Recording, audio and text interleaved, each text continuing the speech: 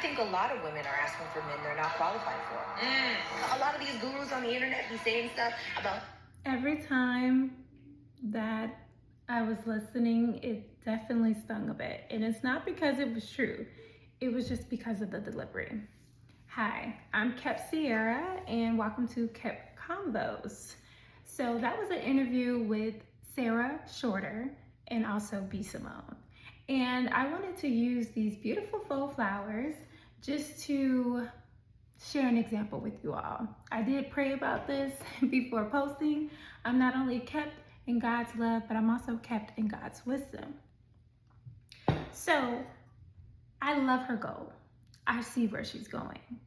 However, I do believe with having the gift of discernment, whether she's aware of it or not, because sometimes that can happen, it's actually more beneficial for men versus to God's daughters.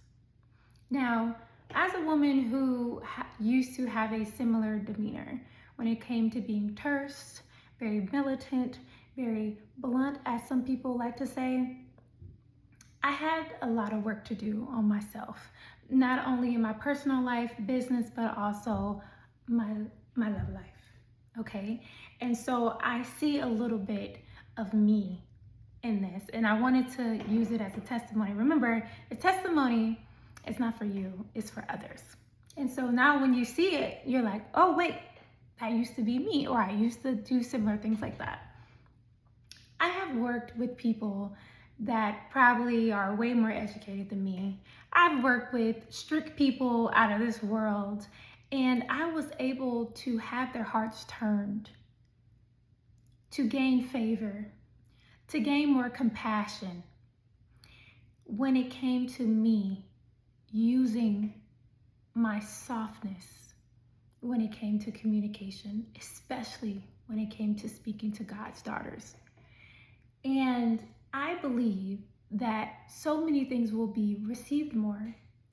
I love her goal. If the goal is to inspire women to be more open to change, I would be mindful of not trying to harden women's hearts or making them defensive.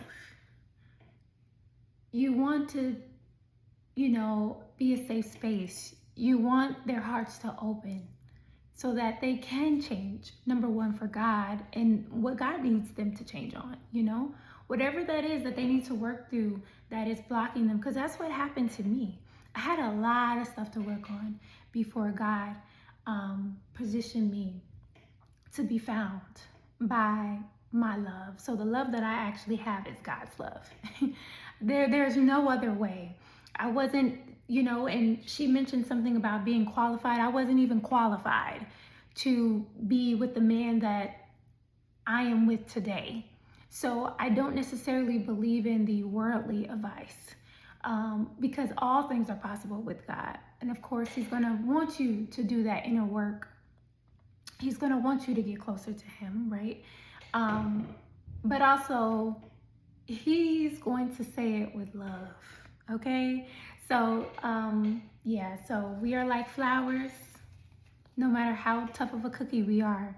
But if you truly want to make an impact for anybody, not just for Sarah, if you truly want to make an impact, you'll be surprised on having a heart of compassion, on having grace, similar to Michelle Obama.